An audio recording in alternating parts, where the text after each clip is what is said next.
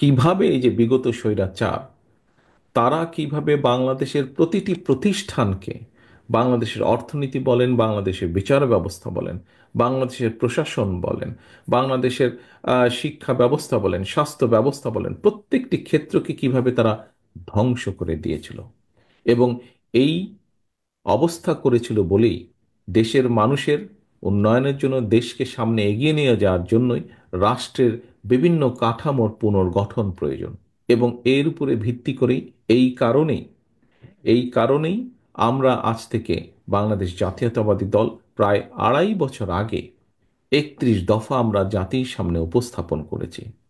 প্রিয় সহকর্মীবৃন্দ, আজকে আমরা বিভিন্ন মানুষের কাছে বিভিন্ন সংস্কার প্রস্তাবের কথা শুনতে পাই। দিতেই পারেন। বিভিন্ন মানুষ বিভিন্নভাবে, যারা দেশ নিয়ে চিন্তা করেন, দেশের কথা ভাবেন, মানুষের কথা ভাবেন, অবশ্যই প্রতিটি মানুষের অধিকার আছে দেশের জন্য, দেশের মানুষের জন্য কি চিন্তা ভাবনা সেগুলো উপস্থাপন করার জন্য মানুষের সামনে। এখানেই পার্থক্য। অন্য যতগুলো মানুষ আজ সংস্কারের কথা বলছেন, সংস্কার বিষয়ে কথা বলছেন, তাদের সাথে বিএনপির পার্থক্যটা এখানে কোথায়?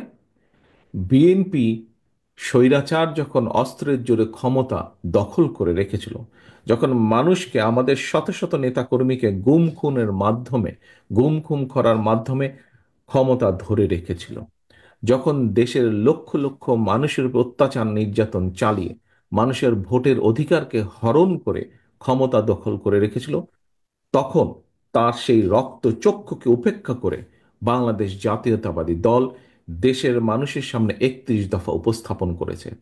সেই স্বৈরাচারের চোখের চোখ রেখে বাংলাদেশ জাতীয়তাবাদী দল বলেছে, তোমরা দেশকে ধ্বংস করেছ, আমরা দেশকে পুনর্গঠন করতে চাই।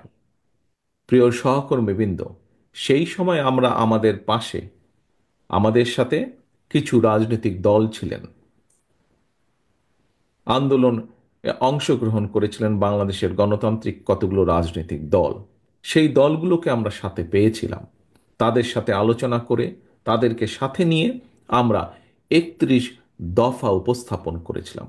আজ আমরা অনেক ব্যক্তির কাছে অনেক কথা, বড় বড় সুন্দর সুন্দর কথা শুনতে পাচ্ছি আমরা।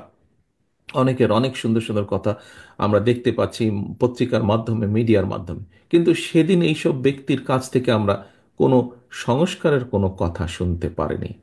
কিন্তু সেদিন একমাত্র আপনাদের দল, আপনাদের এই প্রিয় দল বাংলাদেশ জাতীয়তাবাদী দল, সেই স্বৈরাচারের রক্তচক্ষুকে উপেক্ষা করে দেশ পুনর্গঠনের কথা বলেছে।